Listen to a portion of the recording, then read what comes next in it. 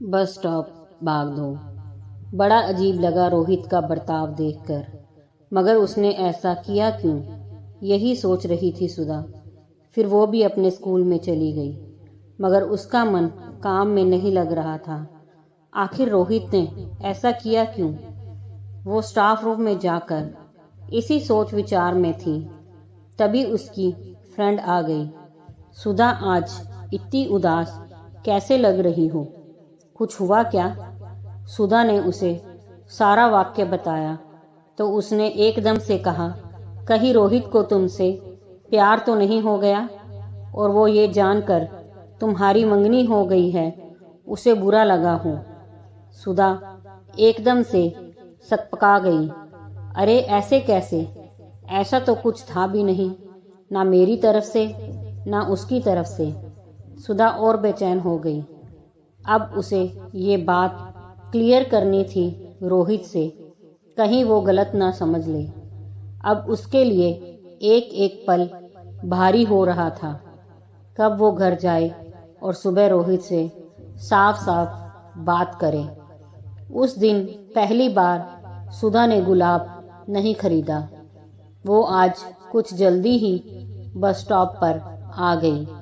काफी वक्त बीत जाने पर भी रोहित नजर नहीं आया।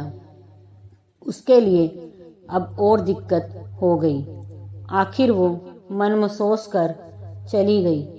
उसका मन नहीं लग रहा था स्कूल में, जैसे उसे आत्मग्लानि हो रही हो। वो रोहित को सिर्फ एक दोस्त मानती थी और प्यार वो अपने होने वाले पति से करती थी। रोहित अगले दिन भी नहीं आया।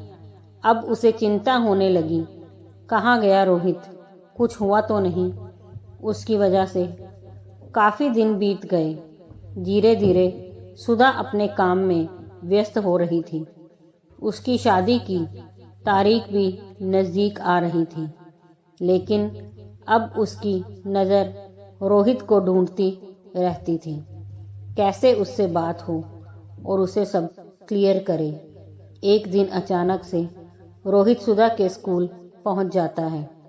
सुधा की मानो जैसे ख्वाहिश पूरी हो गई हो, मगर उसने अपनी खुशी जाहिर नहीं की।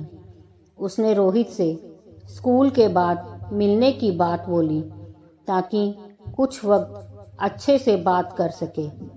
वो स्कूल में कोई मुद्दा नहीं चाहती थी। फिर दोनों एक कॉफ़ी शॉप में मिलते हैं।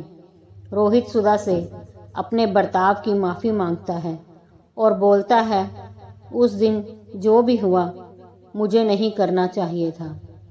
सुधा उसे समझाती है कि उसके मन में रोहित के लिए ऐसा कुछ भी नहीं, ना ही ऐसा कोई विचार लाना चाहती है। रोहित उसे बताता है कि उसने जॉब छोड़ दी और अब वो बेंगलोर जा रहा है, वहीं पर जॉब करेगा। सुधा को बड़ा अजीब सा लगा, मगर उसने ऐसे भाव नहीं दिखाया कि रोहित को कुछ और लगे। बस सुधा ने कहा, उसकी शादी में ज़रूर आना, मगर रोहित ने एकदम से मना कर दिया। बस उठा और बिल देकर चला गया। सुधा देर तक टकटकी लगाए बैठी रही। सुधा को भी समझ नहीं आ रहा था उसे हो क्या रहा है। सुधा अटपटे मन से उठी और घर की ओर चल दी। उसका मन ना घर में लग रहा था ना स्कूल में। वक्त गुजरता गया। रोहित ने बेंगलोर में नई कंपनी ज्वाइन कर ली। वो सिर्फ सुधा से दूर जाना चाहता था, मगर शायद किस्मत में कुछ और लिखा था। रोहित की अपने सीनियर विवेक से बहुत बनती थी। वैसे विवेक बहुत तेज तरार आदमी था।